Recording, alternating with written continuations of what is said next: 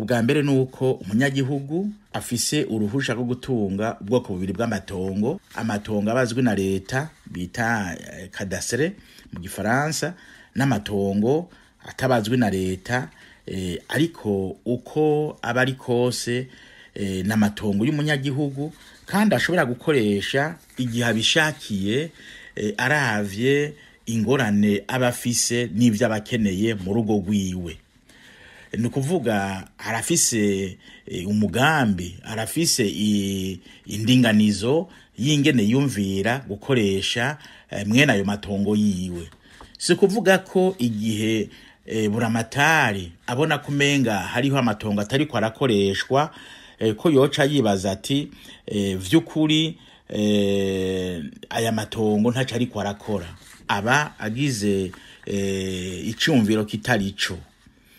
Ico ni cambere. Ca kabiri nuko iyo leta ivuze ngo nzoca ngira umugambi kuko mbonye utari kurahakoresha, byabisigura ko leta idafise umugambi.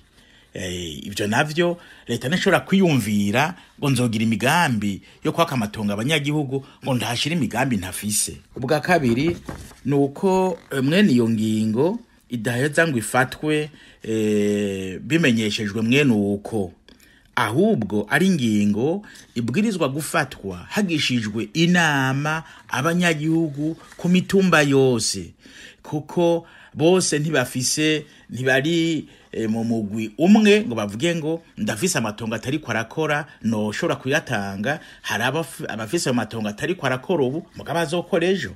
Rero bigaca bituma umwe wese afata ingingo kubera ko abona ko bikenewe, ariko ntafata ingingo kubera ko gubura amatari yabonye ko bikenewe. Hamwe rero afata ingingo mwene uko atabajije abo banyagihugu, mu bisanzwe bisigura ko aragasuzuguro